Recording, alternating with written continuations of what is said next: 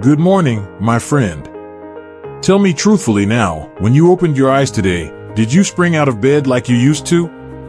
Or maybe you felt that little wobble, that moment of dizziness that made you grab the nightstand. You know, as we get a little wiser in years, our mornings aren't quite what they used to be. And sometimes, without realizing it, we fall into habits that might actually be working against us. I remember my dear neighbor, Martha, sharp as a tack at 78.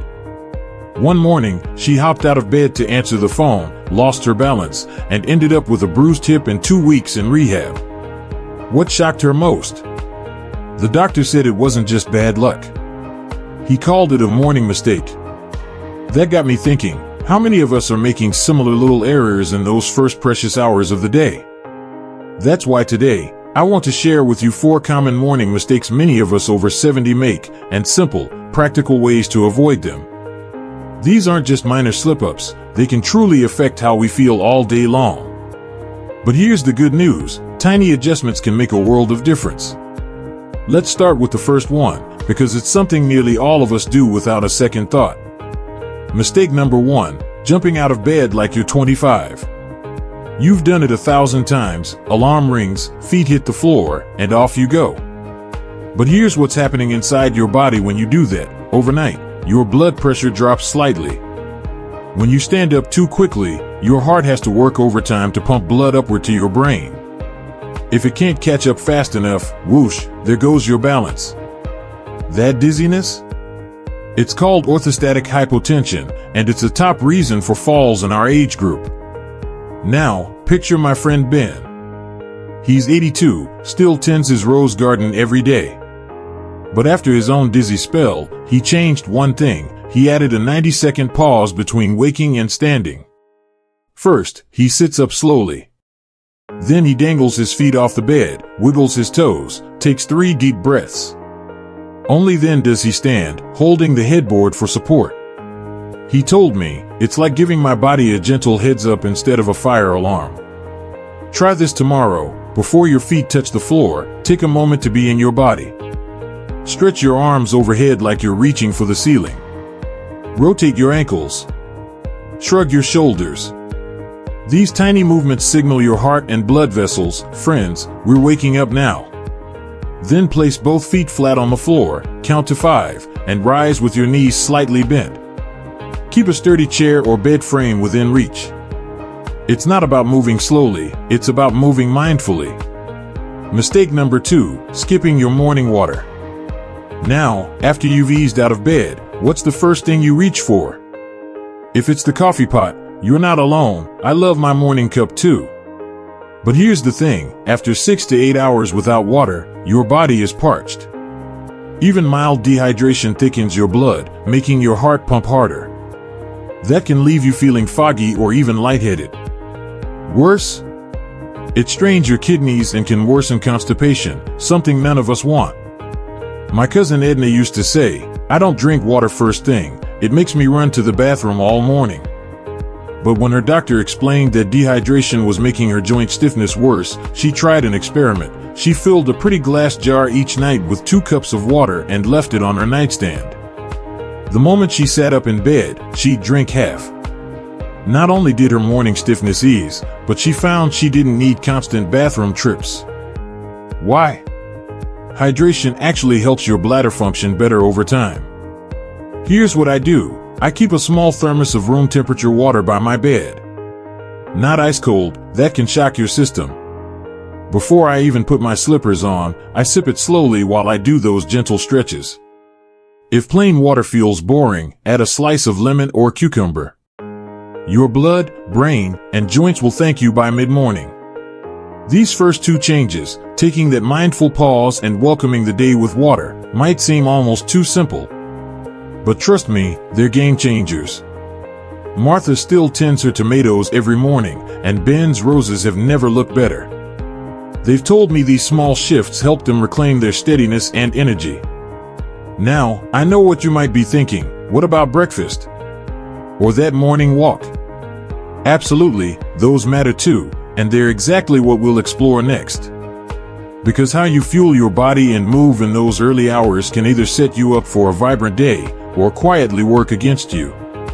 But we'll save that conversation for just a little later.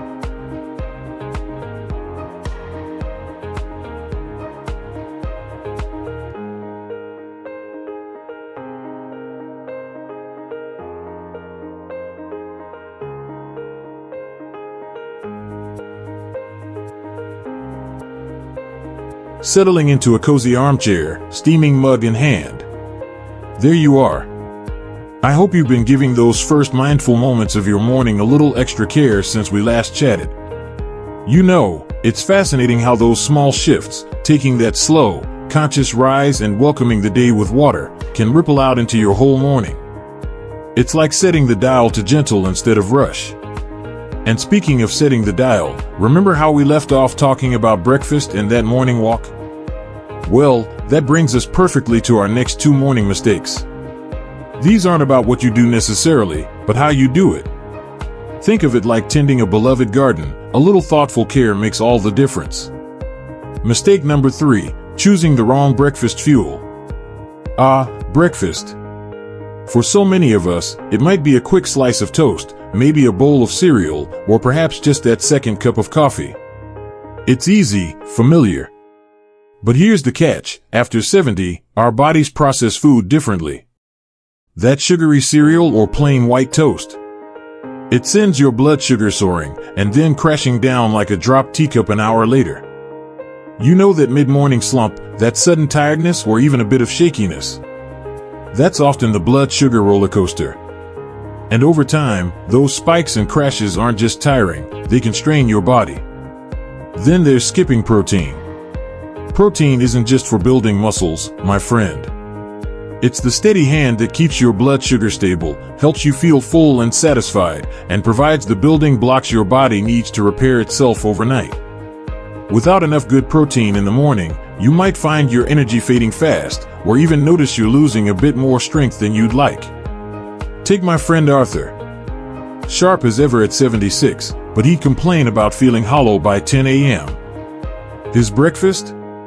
A big bowl of cornflakes and orange juice. His doctor, the wonderful Dr. Patel we mentioned before, suggested a simple switch: add an anchor, Arthur. Now, Arthur has his cornflakes still, he loves them, but he adds a big spoonful of plain Greek yogurt and a handful of almonds or walnuts right on top. The yogurt gives him slow-digesting protein and probiotics, the nuts add healthy fats and a bit more protein and fiber. That hollow feeling vanished within days. He says it's like his body finally got the memo: we're open for business, steady and strong. Here's the key: aim for balance. Think of pairing carbohydrates, like oats, whole grain toast, fruit, with protein, eggs, Greek yogurt, cottage cheese, nut butter, even some leftover chicken, and a little healthy fat: avocado, nuts, seeds, olive oil. It doesn't have to be fancy. Scrambled eggs with spinach on whole wheat toast. Oatmeal stirred into Greek yogurt with berries and chia seeds. Even an apple with a generous smear of almond butter. This combo gives you sustained energy, keeps your blood sugar happy, and helps preserve precious muscle mass. It's your foundation for the day. Mistake number 4, overdoing the morning walk or doing it wrong.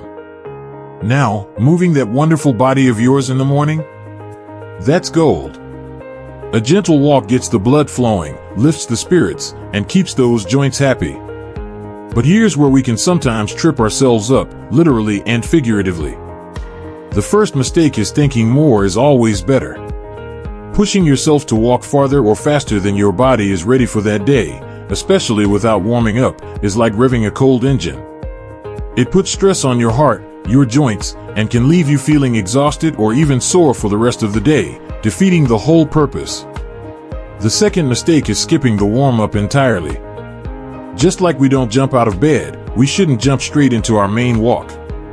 Cold muscles and stiff joints are more prone to strains or losing balance. Think of my lovely friend Phyllis. She's 81 and fiercely independent. She loved her brisk 30-minute morning walk, rain or shine. But she started noticing her knees were grumbling more, and one morning, she felt a sharp pull in her calf. Thankfully, it was just a strain, but it scared her. Her physical therapist didn't tell her to stop walking, oh no. She just helped Phyllis reframe it. Now, Phyllis starts her walk ritual inside. She sits in her favorite chair and does 5 minutes of simple ankle circles, knee lifts, and gentle arm swings. Then she stands, holding the back of the chair, and does a few careful heel raises and mini squats, just bending the knees slightly. Then she heads out, but she starts slow, a true amble for the first 5 minutes, letting her body gradually wake up and warm up. She listens to her body now. Some days she does 20 minutes, some days 15, and if her knees whisper not today, she respects that and maybe just does her indoor warm-up and some light stretches. She says she actually enjoys her walks more now, and the knee grumbling has quieted right down. Your takeaway? Warm up first. Spend 5 to 10 minutes doing gentle seated or standing movements before you even step outside.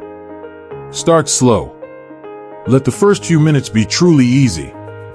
Listen deeply. Your body is wise. Is that a little twinge a sign to slow down or stop? Honor it. Focus on consistency, not intensity. A shorter, gentler walk you do most days is infinitely better than a long, hard walk that leaves you sidelined. And remember, if balance is a concern, walking poles, or even just holding onto a shopping cart at the mall can offer great support. Music swells gently, softer than before. Host, setting down the mug, leaning forward warmly. So there we have it, fueling your morning wisely and moving with mindful care. Arthur found his steady energy by anchoring his breakfast, and Phyllis discovered the joy of walking with her body, not pushing against it. It's all about partnership, isn't it? Partnering with this amazing body that's carried you through so much life. These 4 mistakes we've talked about, rushing up, skipping water, shaky breakfasts, and overdoing the walk, they're sneaky because they often feel like just habit. But small tweaks, made with kindness towards yourself, truly add up. They weave together to create mornings that feel less like a challenge and more like a gentle, empowering start. Now, you might be wondering, okay, but how do I remember all this? Or what about those days when I just don't feel my best? That's exactly where we'll head next. Because building a morning rhythm that supports you isn't about rigid rules, it's about creating simple, sustainable habits that fit your life and help you feel your very best, day after day.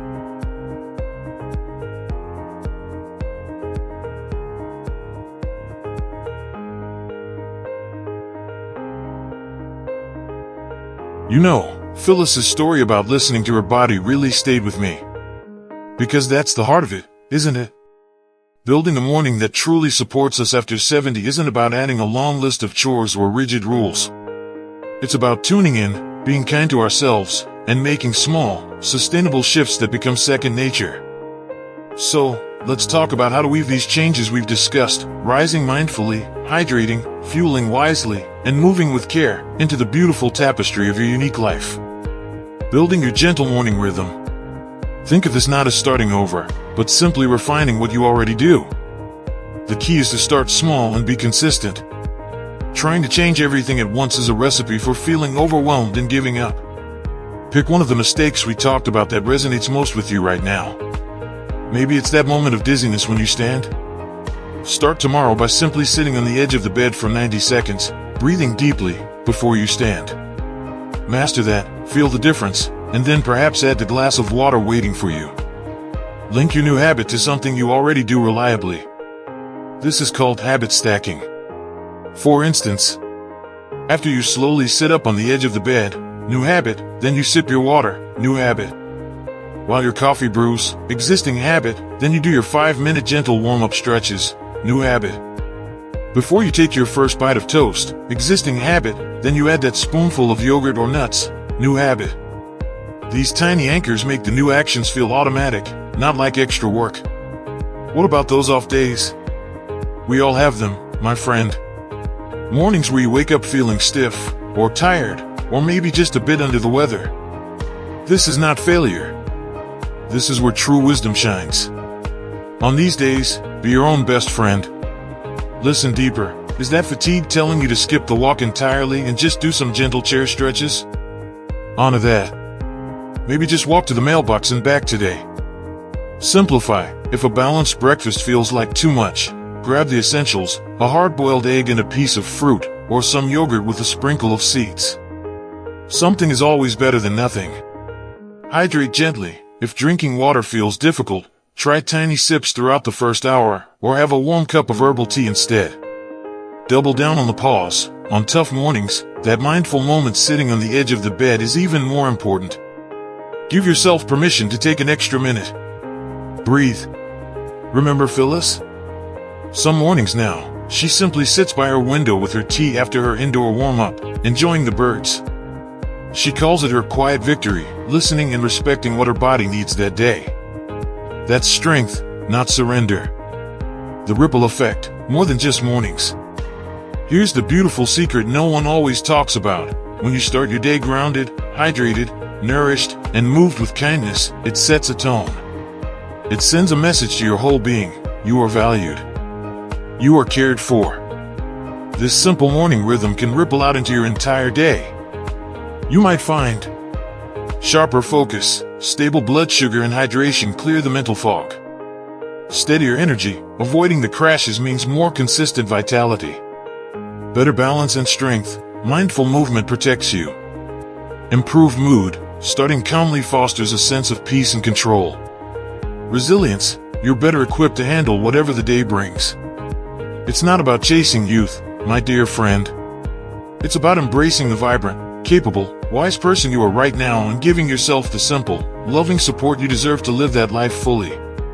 A final word, from my heart to yours. We've covered a lot. Rising with care, taking that mindful pause to let your body catch up. Welcoming the day with water, rehydrating gently after the night.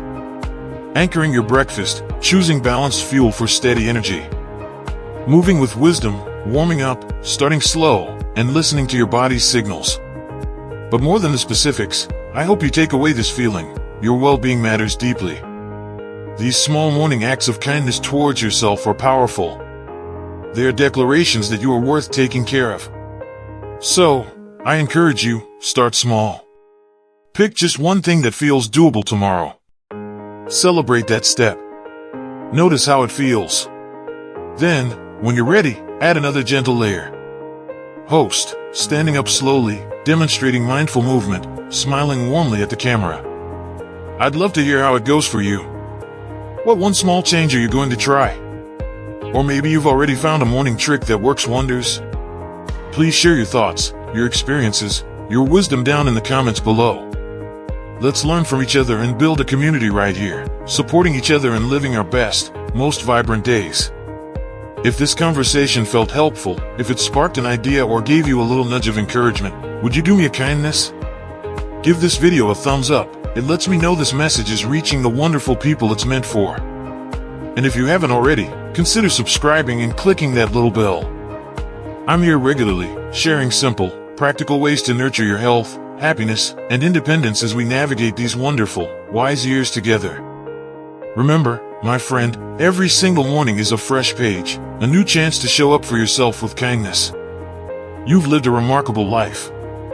You deserve mornings that feel like a gentle embrace, setting the stage for a day filled with moments of joy, connection, and peace. So, from my heart to yours, here's to rising gently, nourishing wisely, moving mindfully, and embracing every precious day. Go well.